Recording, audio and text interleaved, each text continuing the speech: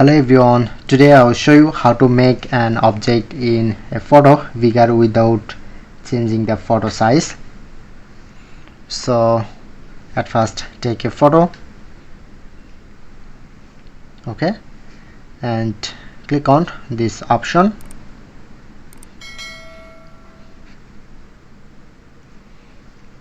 and long press this image to select area, and you can easily small or big this image to adjust. Okay, and click on to generate. Okay, that's it.